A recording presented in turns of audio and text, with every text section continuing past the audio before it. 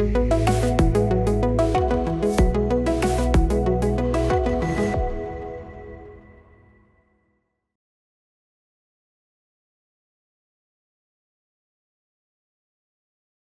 Students, पिछले video में आपने देखा कि स्टोन के वेरियस यूजेस कहाँ हैं, कहाँ कहाँ बिल्डिंग में, अलग सिविल स्ट्रक्चर्स में स्टोन्स का यूसेज रहता है। आज के लेक्चर में हम देखेंगे कि इन स्टोन को सेलेक्ट करने के क्राइटेरिया क्या रहेंगे, कैरेक्टरिस्टिक्स क्या रहेंगे, किस स्टोन को हम कहेंगे गुड बिल्डिंग स्टोन, किस स्टोन को कहेंगे नॉट सुटेबल बिल्डिंग स्टोन। तो उसको देखने के लिए हमें एक लिस्ट ऑफ कैरेक्टरिस्टिक्स है जो स्टडी करनी होगी, उसे देखते हुए हम आगे बढ़ेंगे।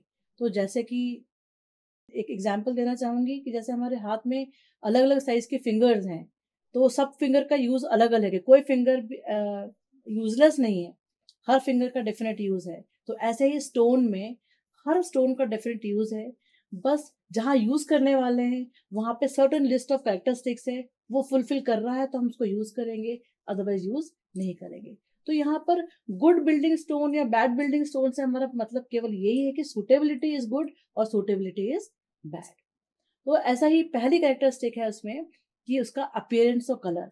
सो what should be appearance and colour of a good building stone.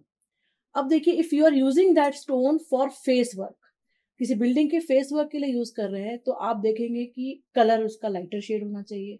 अगर डार्क शेड हुआ तो वो हीट एब्जॉर्ब करेगा, बिल्डिंग को वार्म करेगा, जो कि हमारे इंडिया के रीजन में टेम्परेट जोन में प्रेफर नहीं किया जाएगा। उसका कलर यूनिफॉर्म होना चाहिए, उसमें कोई स्ट्रिप्स नहीं होना चाहिए, कोई बैंड्स नहीं होना चाहिए, तब अगर आप उसको यूज करते हैं तो अच्छा लगेगा। अगर आप केवल फ्लोरिंग में यूज करने वाले स्टोन को देखें तो वहां भी अगर यूनिफॉर्म कलर है, हर स्टोन का यूनिफॉर्म कलर है, तो आपका फ्लोर ब्यूटीफुल सेम कलर का दिखेगा। लेकिन अगर उसमें बैंड्स हुए, स्पॉट्स हुए, कोई क्ले होल्स हुए, तो उनको हम प्रेफर नहीं करेंगे as a building stone. Next property है स्ट्रक्चर। स्ट्रक्चर से हमारा यहाँ मतलब है कि उसका क्रिस्टलाइन स्ट्रक्चर कैसा है, क्या वो क्लोज ग्रेन्स है, स्ट्रैटिफिकेशन वहां विजिबल नहीं होना चाहिए। अगर स्ट्रैटिफाइड है तो हम उसको इस तरह से प्लेस करें कि उसका लोड जो है स्ट्रेटा के 90 डिग्रीज पर आए, मतलब स्ट्रेटा मतलब लेयर, लेयर और बैंड के 90 डिग्री पे लोडिंग हो, उसकी लोड 90 डिग्रीज पे अप्लाई करें, उसी के प्लेन ऑफ स्ट्रेटा के पैरेलल लोडिंग ना हो। तो हमें स्ट्रक्चर ये देखना है और कोई डल अपीयरेंस का ना हो, ऐसा स्ट्रक्चर हमें सेलेक्ट करना है हमारे कंस्ट्रक्शन के लिए। जब हम वेट लें तो वेट देखना है कि अगर हेवियर कोई स्टोन है, रॉक है, तो वो बहुत कॉम्पैक्ट होता है, ज्यादा कॉम्पैक्ट है, इसलिए वो पोरस नहीं है, वहां पे गैप्स नहीं है कि वो अपने थ्रू पानी को फ्लो करने दें। ऐसे स्टोन्स हमारे अच्छे होते हैं हाइड्रोलिक स्ट्रक्चर्स के लिए और फाउंडेशन के लिए, वहां हम उनको प्रिफर कर सकते हैं, क्योंकि इसकी प्रॉपर्टी वेट जो है आगे जाके स्ट्रेंथ की प्रॉपर्टी से भी रिलेट होगा। तो जैसे मैंने कहा, स्ट्रेंथ, हमें अच्छी स्ट्रेंथ वाले अच्छी कॉम्प्रेसिव स्ट्रेंथ वाले रॉक्स रिक्वायर्ड होते हैं जो कि स्ट्रॉन्ग होते हैं। इग्नियस रॉक्स यूजुअली इस कैटेगरी में फॉल करते हैं और इनकी जो कॉम्प्रेसिव स्ट्रेंथ है वो वेरी करती है 20 से लेके 600 न्यूटन पर मीटर पर एम स्क्वायर के रेंज में। तो अगर ऐसा कोई स्टोन है उसको आप डेफिनेटली अपने बिल्डिंग में यूटिलाइज कर सकते हैं। अगली प्रॉपर्टी है हार्डनेस की। हार्डनेस होता है रेजिस्टेंस टू एब्रेशन, मतलब अगर दो स्टोन्स आपस में टकरा रहे हैं तो ऐसा तो नहीं है कि वो एक दूसरे को वियर एंड टेयर कॉज करेंगे या फ्रिक्शन हो रहा है, ऐसा तो नहीं हो रहा है। और इसको रेट करने के लिए हम एक टेस्ट करते हैं और उसके रिजल्ट्स 1 से 10 के बीच में उसको लाई करता है, और देख लेते हैं हम कि उस पर्टिकुलर स्टोन की हार्डनेस क्या है, और उसके अकॉर्डिंगली उसका यूसेज हम डिसाइड करते हैं। अगली प्रॉपर्टी होती है टफनेस। टफनेस का मतलब होता है कोई इम्पैक्ट लोड या वाइब्रेशन या मूविंग लोड है, उसमें उसका रोल प्ले किस तरह का रहता है। तो जैसे जब आप किसी कॉम्प्रेसिव लोड, जब यूजुअली जैसे हम कह रहे हैं टफनेस और हम कह रहे हैं स्ट्रेंथ, तो दोनों कभी कभी हमें सेम लग रहे हैं लेकिन ये एग्जैक्टली सेम नहीं होते हैं। स्ट्रेंथ टेस्ट करते हैं, जब हम कॉम्प्रेसिव स्ट्रेंथ टेस्ट करते हैं, उस केस में हम धीरे धीरे एक रेट पर लोड को इंक्रीज करते जाते हैं। लेकिन टफनेस क्या है, सडनली एक इम्पैक्ट आ गया, इम्पैक्ट लोड आ गया, 1 मिनट के लिए, एक पार्ट ऑफ अ सेकेंड के लिए हैवी लोड लगा और हट गया, तो ऐसे लोड्स में, इम्पैक्ट लोड्स में कई बार ब्रिटल नेचर के जो स्टोन्स होते हैं वो टूट जाते हैं। तो हमें ये देखना है कि कितने टफनेस इंडेक्स उनका क्या है, कि अगर सडनली जैसे मान लीजिए कोई एक ऑब्स्ट्रक्शन आ गया और पहिया ऊपर से कूद के स्टोन के ऊपर से फिर जाता है नीचे, तो रोड में यूज होने वाले स्टोन के ऊपर क्या बिहेवियर हो रहा है मूविंग लोड्स में, वो प्रॉपर्टी देखेंगे हम टफनेस के थ्रू। इसके अलावा एक जो नेक्स्ट प्रॉपर्टी है वो बड़ी ही कॉन्ट्रोवर्शियल है, जिसको कहते हैं हम ड्रेसिंग। जो स्टोन सॉफ्ट होगा वो इजीली ड्रेसिंग हो जाएगी उसकी, आप इजीली उसको शेप दे पाएंगे। लेकिन अगर आपने उसको इजीली शेप दे दिया तो उसकी स्ट्रेंथ कम होगी। तो यहाँ पर जो इंजीनियर है उसको एक बैलेंस बनाना पड़ता है कि ड्रेसिंग और स्ट्रेंथ में क्या हमें बैलेंस बनाना है, उस हिसाब से सेलेक्ट करना है। तो आपको यूनिफॉर्म टेक्सचर मिले, सॉफ्टनेस मिले, फाइन सरफेस फिनिश मिले, ऐसा स्टोन अगर आप यूटिलाइज कर पाए, इस तरह का शेप दे पाए, तो वो स्टोन जो है आप इजीली सुंदर वे में आर्किटेक्चरली ब्यूटीफुल दिखेगा, उसको यूज कर पाएंगे। पर डेफिनेटली यहाँ पर आपको स्ट्रेंथ के पैरामीटर को थोड़ा सा आउटलुक नहीं करना है। देन पोरोसिटी और एब्जॉर्प्शन भी उसकी स्टडी करनी पड़ेगी आपको, क्योंकि मान लीजिए कोई स्टोन है जो कि एक्सपोज्ड है एटमॉस्फेयर में, उस केस में आपको देखना होगा कहीं वो वाटर तो नहीं एब्जॉर्ब कर रहा है।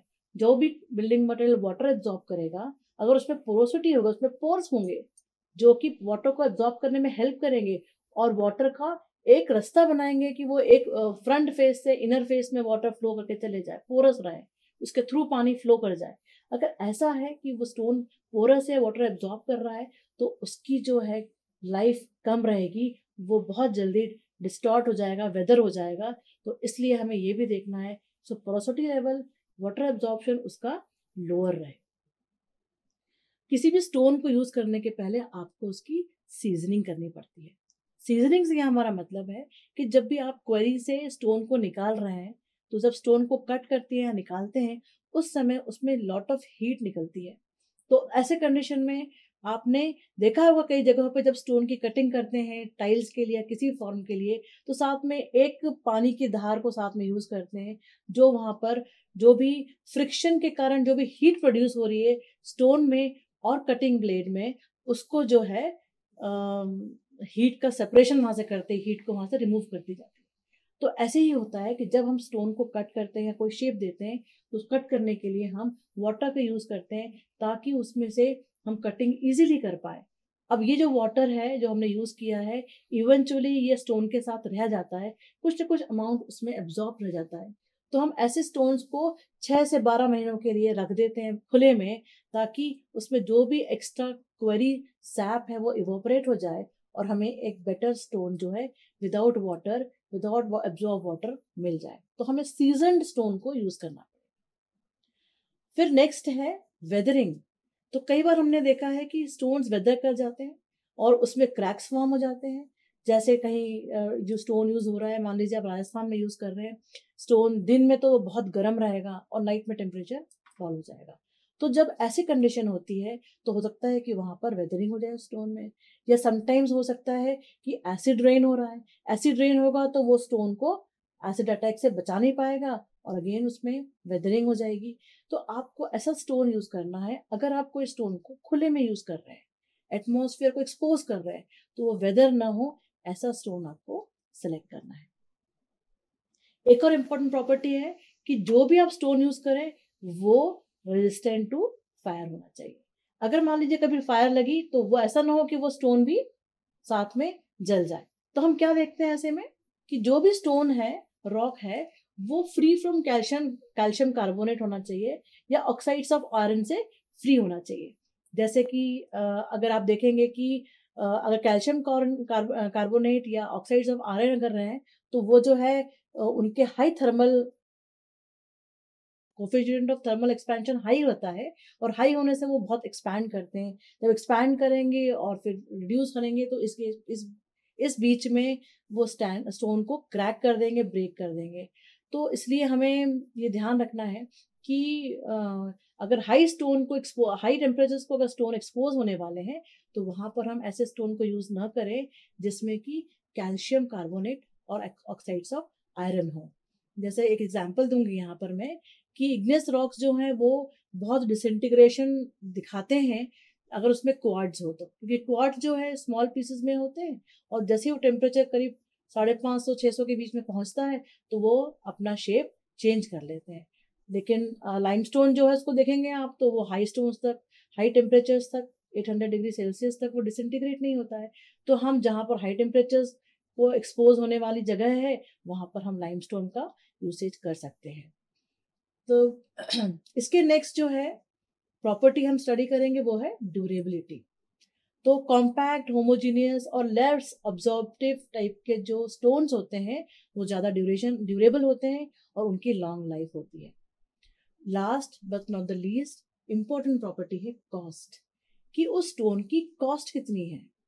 अगर कॉस्ट इकोनॉमिकल होगा तो कोई भी रेडिली यूज करेगा, लेकिन अगर इकोनॉमिकल नहीं हुआ तो आप कोई भी यूज करने में उसको हेजिटेट करेगा। अब उसकी कॉस्ट कैसे बढ़ेगी और कैसे कम होगी, कि अगर क्वेरिंग करना पड़ रहा है, आपको क्वेरी से निकालना पड़ रहा है, उसको एक जगह से दूसरी जगह ट्रांसपोर्ट करना पड़ रहा है, उसको ड्रेस करना पड़ रहा है और उसको इंस्टॉल करना पड़ रहा है, तो जैसे जैसे दूरियां बढ़ेंगी वैसे वैसे कॉस्ट बढ़ता चला जाएगा। तो जहां पर क्वेरी पास में है वहां पे आपको स्टोन सस्ता मिल जाएगा, वहीं पर आपको स्किल लेबर्स मिलेंगे उसको यूज करने वाले। लेकिन जहाँ क्वेरिंग हो रहा है और उसका यूटिलाइजेशन अगर बहुत दूर हो रहा है तो वहाँ ट्रांसपोर्टेशन कॉस्ट बढ़ जाएगी। हो सकता है वहाँ पे कोई स्किल लेबर ना हो जो ड्रेसिंग कर पाए, तो वो आपकी कॉस्ट को बढ़ा देगा। तो ये सारे जो प्रॉपर्टीज हैं ये स्टडी किए जाते हैं। और इसके अलावा कुछ स्टोन्स हैं जिनके लिए हम स्पेसिफिक ग्रेविटी को भी ध्यान रखते हैं। स्पेसिफिक ग्रेविटी स्टोन्स की क्या होना चाहिए जब आप कंस्ट्रक्शन में यूज कर रहे हैं, तो 2.3 से लेके 2.5 तक के जो स्पेसिफिक ग्रेविटी के स्टोन्स हैं वो कंस्ट्रक्शन में यूटिलाइज किए जा सकते हैं। अब केवल अगर स्टोन है कई बार तो उसमें उनके थर्मल मूवमेंट जो है वो ट्रबलसम नहीं होते, लेकिन क्या होता है अगर उनके साथ में कोई जॉइंट्स इन्वॉल्व है तो वहां बड़ी प्रॉब्लम हो जाती है। जैसे आप कोपिंग लें, कोपिंग क्या होता है, पैरापेट वॉल के टॉप में आप कोई स्टोन को लगाते हैं ताकि पानी दीवार के अंदर ना जाए, उसको हम कोपिंग कहते हैं। तो कोपिंग और पैरापेट वॉल में अगर वो उसकी प्रॉपर सीमेंटिंग नहीं होगी और उसमें अगर उसकी टेम्परेचर अगर मूवमेंट होते हैं तो उस केस में वॉल्स अलग हो जाएंगे। और वॉल्स वॉल्स अगर वो लीव्स वॉल की अलग हो जाएगी तो बीच में गैप बन जाएगा, वहां से वाटर का सीपेज शुरू हो जाएगा। तो ये ध्यान रखना है हमको कि कुछ जगहों पर जहाँ जॉइंट्स हैं वहां वो केयरफुली सेलेक्ट करना पड़ेगा। क्योंकि अगर मान लीजिए अगर आपने कहीं ऐसा ऐसा स्टोन लगा दिया जो कि टेम्परेचर चेंज में अपना वेरिएशन करता है साइज का, तो वहां पे क्रैक्स आना और पानी का अंदर आना तय है, तो हमें उसको अवॉइड करना चाहिए। ऐसे ही अगर आप देखेंगे कि कोई फ्लोर में आप मार्बल का स्लैब लगा रहे हैं तो वो भी डिस्टॉर्शन होता है उसमें, जब उसमें हीट उसमें जाती है तो हमें वहां पर ऐसी जगहों पर उसको यूज नहीं करना चाहिए। तो ऐसा अगर कभी ऐसा हुआ कि मान लीजिए एक साइड हीटिंग हो रही है और एक साइड वो जो उतना हीट नहीं हो रहा है, तो उसकी वार्पिंग हो जाएगी, वो वापस अपने ओरिजिनल शेप में नहीं जाएगा, तो उसमें आपका स्लैब या आपकी जो फेसिंग है वो खराब हो जाएगी। तो आप देखेंगे कि आज हमने देखा कि इतनी सारी प्रॉपर्टीज है स्टोन की जो हमें स्टडी करना चाहिए बिफोर उसको यूटिलाइज करने के लिए अपने प्रोजेक्ट में। तो ये ध्यान रहे कि ये सारी प्रॉपर्टीज को हम स्टडी करें और देखें कि उसकी यूसेज के हिसाब से हमें कौन सा स्टोन कहाँ यूज करना है, वहां के लिए सुटेबिलिटी चेक करें, तब हम उसको कह सकते हैं ये गुड बिल्डिंग स्टोन है या इस वर्क के लिए बैड बिल्डिंग स्टोन है। Thank you very much.